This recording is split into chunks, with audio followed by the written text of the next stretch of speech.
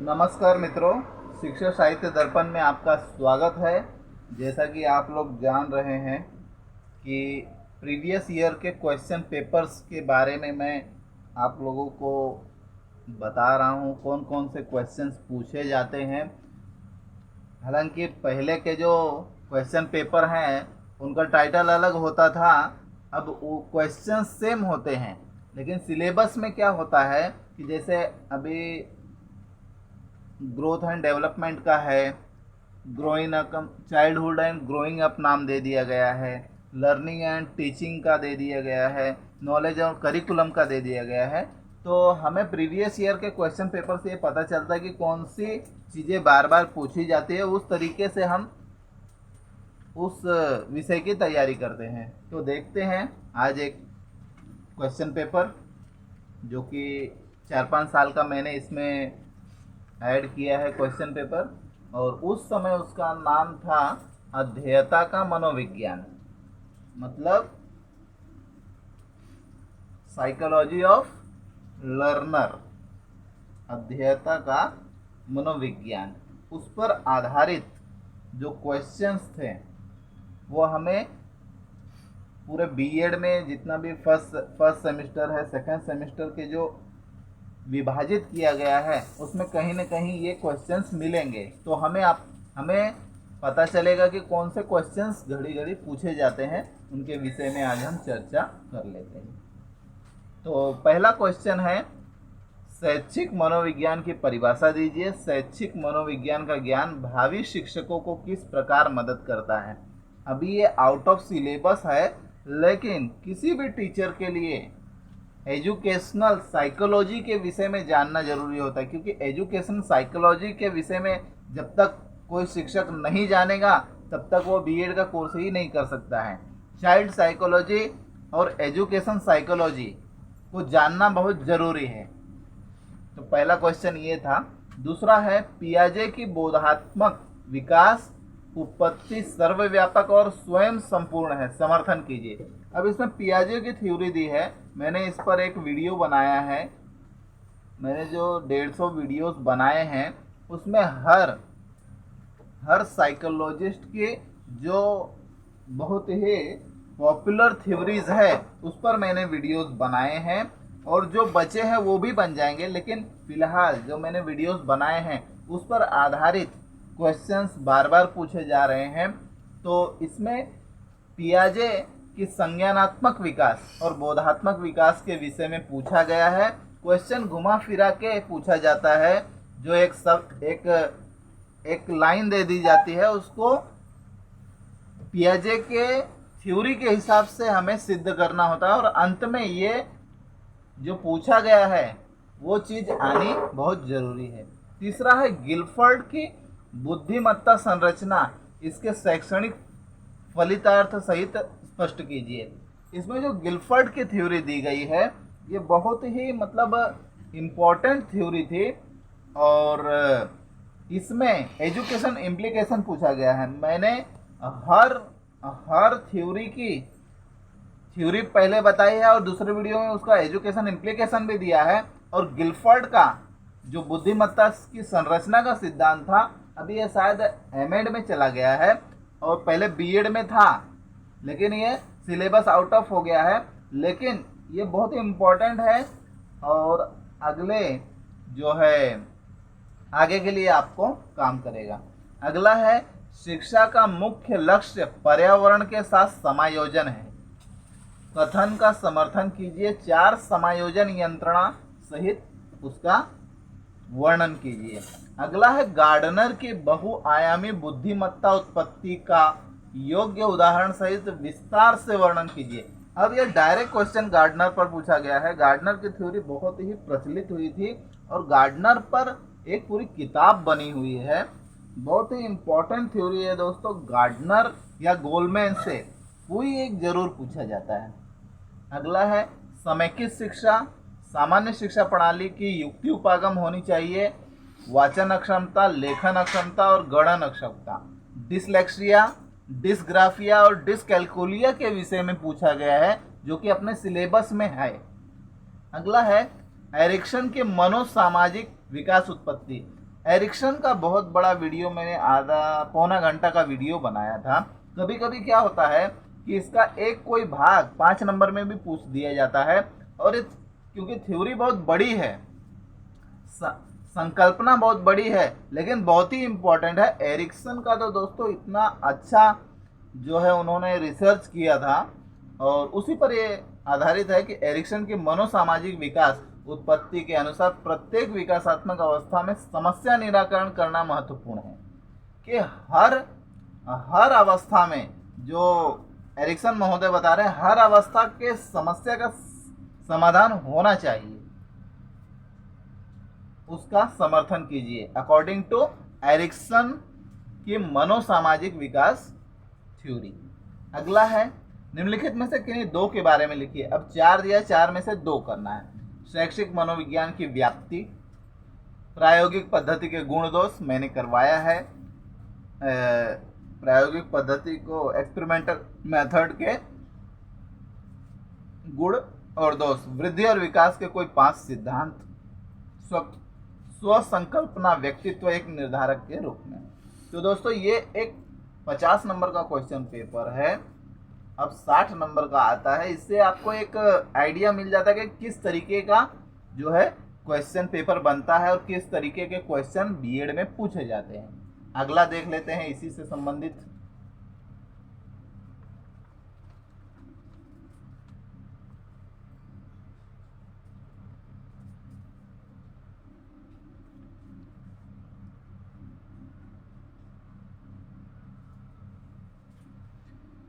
पहले question paper थोड़ा अलग तरीके का आता था। इनमें से किसी 10-10 नंबर के 2 पूछे जाते थे, उसमें चॉइस दिए जाते थे कि बड़ा क्वेश्चन 10 नंबर का 1।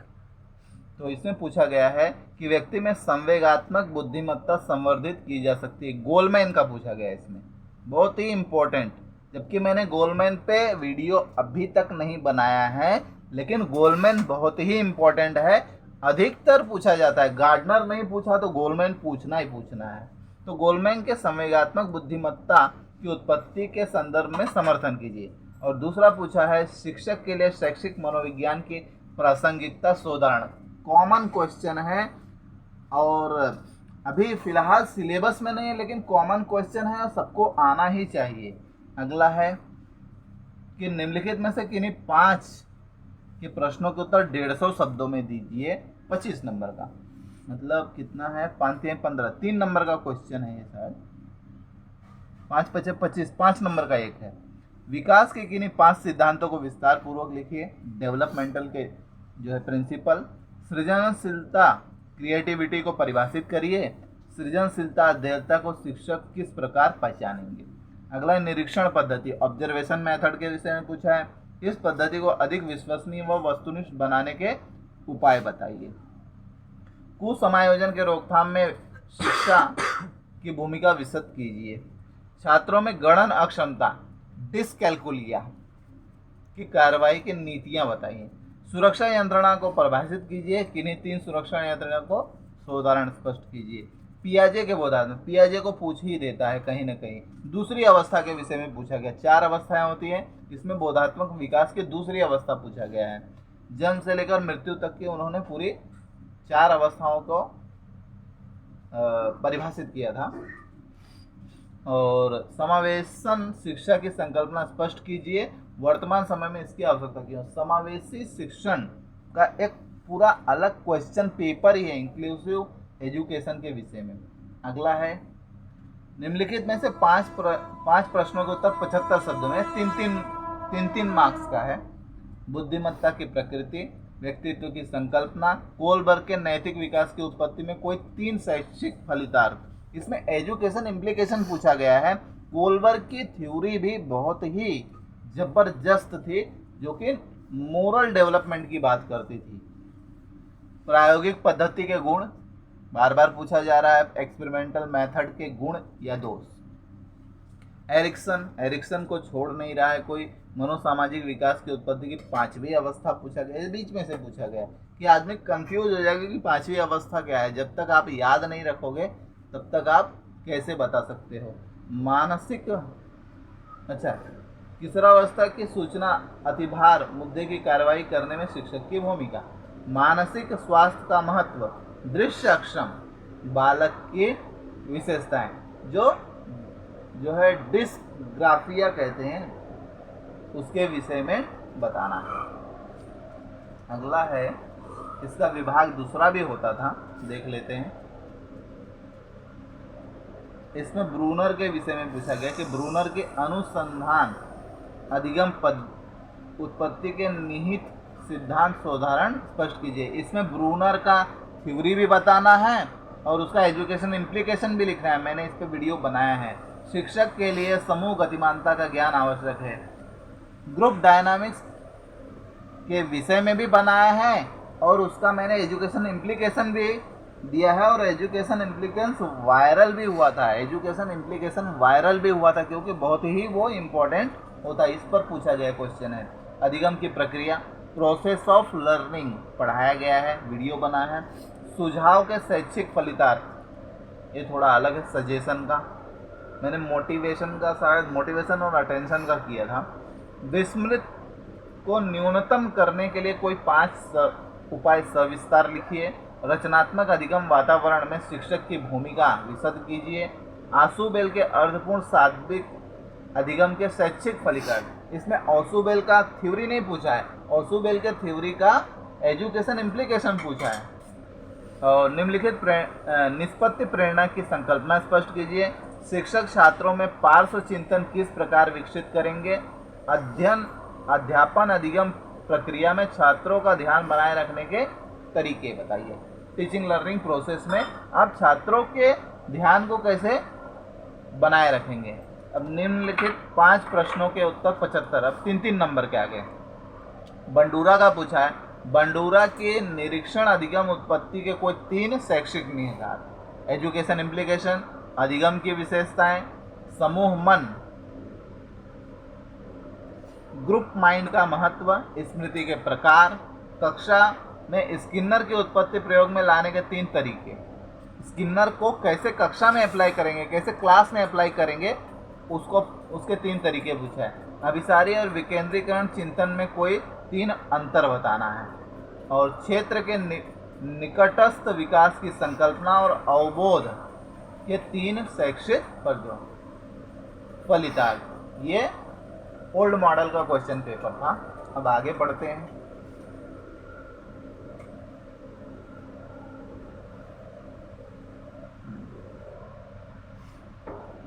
शैक्षिक मनोविज्ञान के स्वरूप को स्पष्ट कीजिए, महत्व बताइए।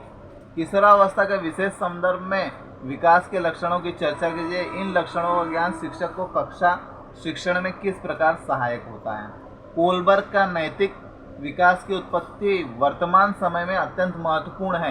कोलबर्ग का थ्योरी भी लिखना है और कोलबर्ग का एजुकेशन इम्प्लीकेशन को लिखते हुए इस वाक्य का समर्थन करना है। अध्ययन अक्षमता की संकल्पना को स्पष्ट कीजिए। शिक्षक अध्ययन अक्षम बालकों की पहचान किस प्रकार करेंगे। जो अध्ययन अक्षम बालक होते हैं उसके विषय में बताना है। गार्डनर की बुद्धिमत्ता उत्पत्ति को स्पष्ट कीजिए। एजुकेशन इम्प्लीकेशन भी लिखना है, क्वेश्चन 9 नंबर का है। अनुवांशिकता तथा वातावरण की उत्पत्ति व्यक्तिगत भेद है, समर्थन कीजिए। संरक्षण यंत्रणा का अर्थ क्या है, कोई 4 संरक्षण यंत्रणा को सोदाहरण स्पष्ट कीजिए। शैक्षणिक मनोविज्ञान की प्रायोगिक पद्धति का वर्णन कीजिए, लाभ बताइए। एक्सपेरिमेंटल मेथड के विषय में पूछा गया है, उसके लाभ पूछा है। किन्हीं 4 का संक्षेप में उत्तर, 4 नंबर के। तनाव के स्रोत, आत्मनिरीक्षण पद्धति की मर्यादाएं, एरिक्सन के मनोविज्ञान विकास का महत्व, सृजनशीलता का संवर्धन करने में शिक्षक की भूमिका, विद्यार्थियों में स्वस्थ मानसिक स्वास्थ्य संवर्धित करने के 4 उपाय योजना, प्रतिभाशाली बालकों की विशेषताएं। अब इसका भाग 2 है। भाग 2 में देख लेते हैं। अवधान की संकल्पना स्पष्ट कीजिए। विद्यार्थियों में अवधान के स्तर को बढ़ाने के लिए शिक्षक कौन से उपायों को अपनाएंगे। कल्पना के विषय में पूछा गया। कल्पना का अर्थ और अध्ययन प्रक्रिया में कल्पना के महत्व को बताइए। विस्मृति के कौन सा कारण है। छात्रों की स्मरण शक्ति सुधारने के लिए विभिन्न तरीकों को सुझाइए। अध्ययन स्थानांतरण की एक उत्पत्ति को स्पष्ट करिए। कक्षा में शिक्षक अध्ययन स्थानांतरण के ज्ञान का किस प्रकार उपयोग करेंगे? ट्रांसफर ऑफ लर्निंग के विषय में पूछा गया है। समूह गतिमानता, ग्रुप डायनामिक्स, ये सोशियोमेट्री के विषय में पूछा गया है। इसमें कक्षा गतिविधि आयोजन में सोशियोमेट्री का ज्ञान शिक्षक को किस प्रकार सहायता करता है? साधक अभिसंधान की उत्पत्ति को स्पष्ट कीजिए, शैक्षिक फलितार्थ बताइए। निम्नलिखित में से एक की संपूर्ण कार्यविधि स्पष्ट कीजिए। प्रयत्न व प्रमाद द्वारा अध्ययन, स्मृति और संकल्पना निर्मिति। निम्नलिखित में से दो के शैक्षिक फलितार्थ बताइए। थकान, अवबोध, सुझाव। ये अलग अलग चीजें हैं। ये जो है इस पर मैंने एक्सपेरिमेंट भी करवाया था, थकान का, अवबोध का और सुझाव का, सजेशन का, फटीग का। अच्छा, अगला है निम्नलिखित में से किन्हीं चार पर संक्षेप में लिखिए। अध्ययन में परिपक्वता का महत्व, मैच्योरेशन, विकेंद्रीकरण चिंतन को बढ़ाने के उपाय, बंडूरा के अनुसार सामाजिक अध्ययन के सोपान, आगमन निगमन चिंतन में अंतर, एक संघ समूह की विशेषताएं, अध्ययन वक्र का महत्व।